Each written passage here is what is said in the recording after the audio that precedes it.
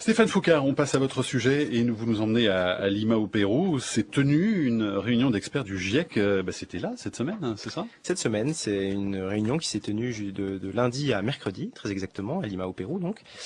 Et puis alors, des réunions d'experts du GIEC, il y en a plein sur énormément de sujets divers et variés.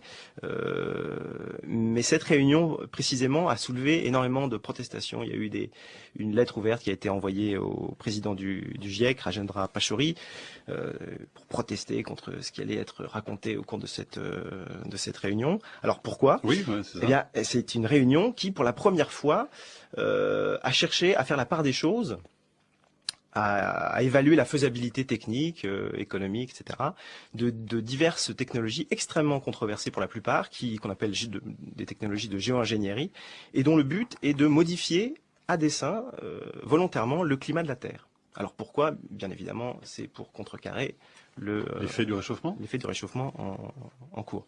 Alors c'est la première fois que le GIEC se penche sur cette question, pas pour soi-même produire ou un plan pour changer le climat, mais pour évaluer toutes les études scientifiques qui sont publiées depuis quelques années dans la littérature scientifique sur ces sujets, et pour ensuite intégrer ces réflexions au prochain rapport du GIEC, donc qui doit être rendu public en 2013 ou 2014. Et ça suscite des réactions très virulentes par rapport au GIEC. Alors, il y a énormément d'ONG, plus d'une centaine d'ONG qui ont protesté.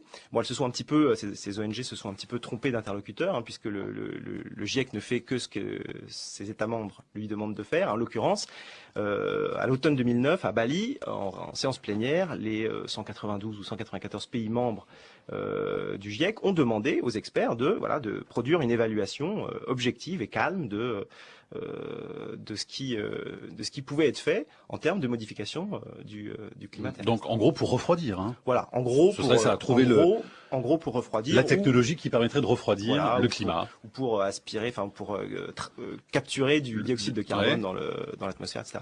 Alors oui, c'est très controversé. Et il suffit de raconter un petit peu l'une des technologies qui est la plus possiblement déployable. Oui, c'est intéressant. Qu'est-ce qu'on a imaginé alors dans ce domaine? On a imaginé par exemple de diffuser dans la haute stratosphère, donc entre 10 et 50 km d'altitude, des particules réfléchissantes ou du dioxyde de soufre ou divers gaz qui vont se décomposer en particules aérosols extrêmement légères qui vont rester comme ça en suspension dans la stratosphère pendant un certain temps et qui vont réfléchir une partie du rayonnement solaire, qui vont occulter une partie de l'énergie qui arrive sur la Terre, avec donc comme effet, entre autres, de faire diminuer la température moyenne de la Terre. Mais ça a déjà été testé? Enfin, je veux dire, c'est juste un rêve de scientifiques? Alors, un rêve ou un cauchemar. Hein. Les gens qui travaillent sur ces questions, d'ailleurs, les scientifiques qui travaillent sur les questions, souvent sont des modélisateurs, c'est-à-dire qu'ils prennent un modèle de